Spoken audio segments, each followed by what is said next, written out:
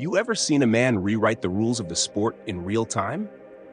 You ever seen a gladiator bleed in silence, only to rise, throw his enemies off the throne they thought was theirs, and stare the world dead in the eye?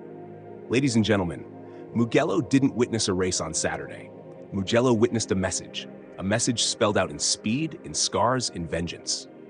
This is the tale of Marc Marquez, a man who didn't just win, he violated expectations. Let's begin. Imagine this.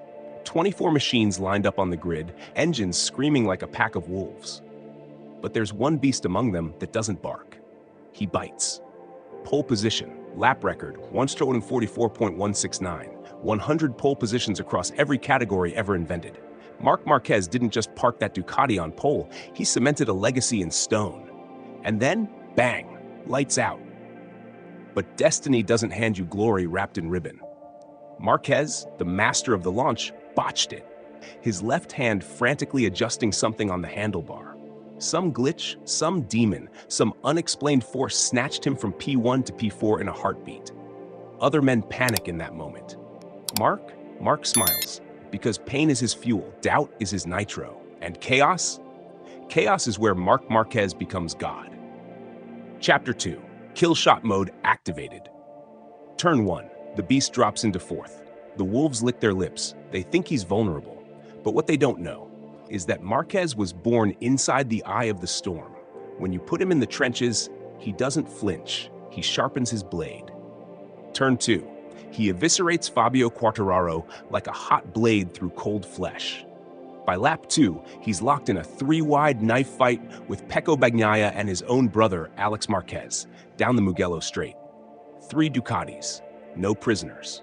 And only one is dancing with death like it's a slow waltz, Marc. Pecco and Alex are there for points. Marc, he's there for souls. Chapter 3, The Bloodline Betrayal. Alex Marquez takes the lead. For 1.5 laps, he dares to dream. But dreams don't last when Marc is behind you, breathing fire into your slipstream. Lap 4, turn 1, like a shark who's tasted blood, Marc murders the illusion. Boom. Alex swallowed alive on the straight.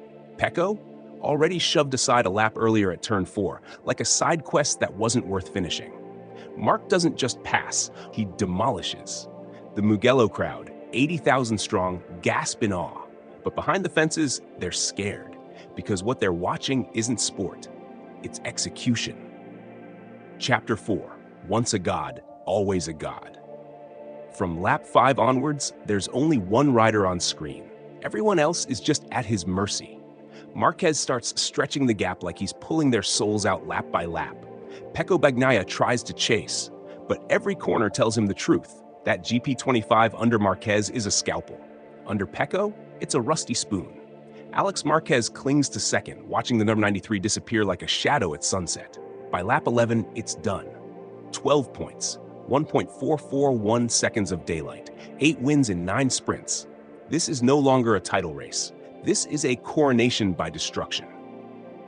Chapter 5, A Message to the World. The podium is lined with Ducati red, but there's only one man painted in blood and gold, Marc Marquez. He doesn't raise a fist, he doesn't scream in victory, he stares. Because he's not celebrating, he's warning the world. You doubted me. You left me for dead, but I'm not back. I never left. Chapter 6, The Fatality List. Let's talk about the others, the ones who dared to challenge the throne and got vaporized. Pecco Bagnaia finished P3, 2.5 seconds down, no answers. No joy. First sprint loss at Mugello since 2023. His fortress burned to ash. Alex Marquez, second place, yes, but the look in his eyes, that wasn't joy. That was fear, because he knows the alpha in this family wears number 93.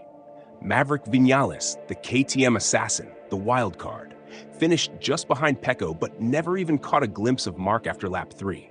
Fourth place, but zero impact.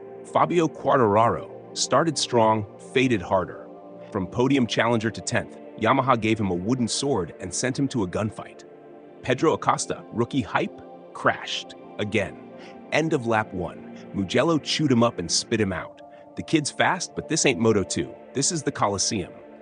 Brad Binder and Johan Zarco, lap 1, turn 1. Gone. Bodies on the track, no flags needed. Marquez doesn't even blink. Chapter 7, Statistics Don't Lie, They Scream. Marc Marquez at 245 points. Alex Marquez, 210 points. Pecco Bagnaia, 147 points. That's a 98-point slaughter between Pecco and Marc. In 9 sprint races, Marc has won 8. Let that sink in. This ain't domination. This is a reign of terror. Chapter 8, The Reality Check. Who can stop him? Ask Ducati, ask Aprilia, ask KTM, ask Yamaha. They'll all give you the same answer. We don't know. Because the 2025 Ducati GP25 is not unbeatable, but under Marc Marquez, it's untouchable. And that's what's terrifying.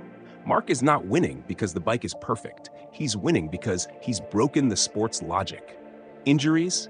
Irrelevant. Age? A joke. New generation? Under his boot.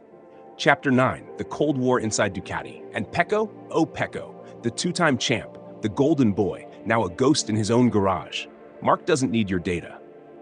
Marc doesn't need your advice. He needs one thing, your crown. And right now, he's already melted it down and made bullets out of it. The walls of the Ducati garage are tense, silence between teammates, eyes looking away, because when a killer walks in smiling, even the brave stay quiet. The Mugello aftershock. Italy woke up on Sunday morning in disbelief. They came to watch their homegrown Pecco rise. Instead, they watched the return of the most dangerous man in MotoGP history.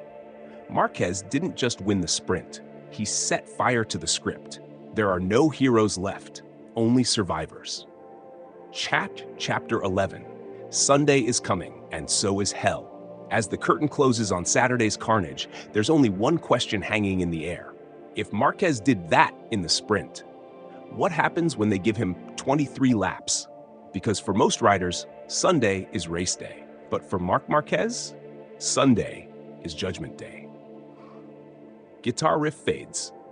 Voice drops to a whisper. The king is back, and he's not asking for the throne. He's kicking down the palace doors and burning every flag that isn't his. Marquez, Mugello, madness.